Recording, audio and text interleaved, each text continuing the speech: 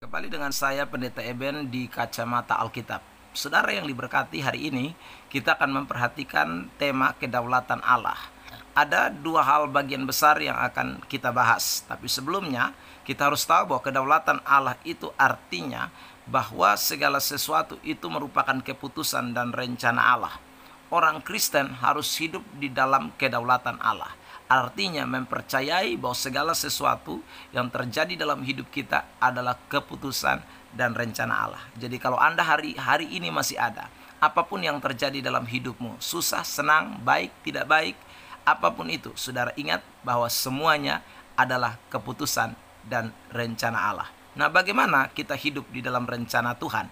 Yang pertama, saudaraku, Alkitab berkata kepada kita bahwa dalam kitab Ulangan pasal yang ke-29 ayat 29, hal-hal yang tersembunyi itu adalah bagi Tuhan, tetapi hal-hal yang dinyatakan ialah bagi kita. Apa yang dimaksud dengan hal-hal yang dinyatakan?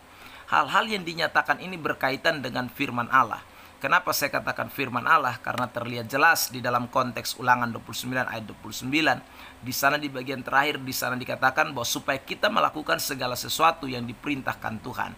Jadi kalau saudara hidup dalam kedaulatan Allah, berarti hiduplah di dalam firman Tuhan.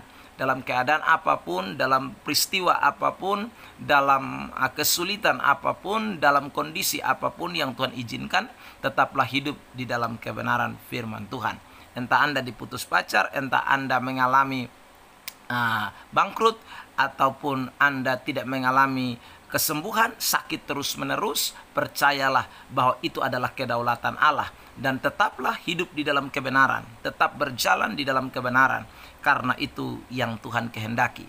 Yang kedua, saudara yang diberkati, orang-orang yang hidup di dalam kedaulatan Allah itu mempercayai bahwa segala sesuatu itu dari Tuhan. Menyadari bahwa segala sesuatu itu dari Tuhan.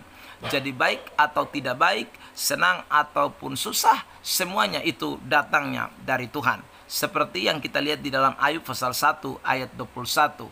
Dengan telanjang aku keluar dari kandungan ibuku, dengan telanjang juga aku kembali ke dalamnya. Tuhan yang memberi, Tuhan yang mengambil, terpujilah nama Tuhan. Jadi Tuhan yang memberi, kekayaan Tuhan yang beri, anak Tuhan yang beri, istri Tuhan yang beri, saudara harta Tuhan yang beri, pekerjaan Tuhan yang beri, hidup juga Tuhan yang beri, semuanya Tuhan beri.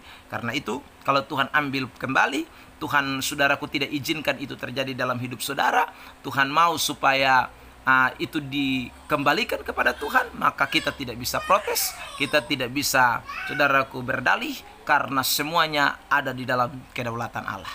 Karena itu anak-anak Tuhan, jangan lupa berjalanlah di dalam kedaulatan Allah. Sampai ketemu di dalam Kacamata Alkitab pada bagian berikutnya. Shalom.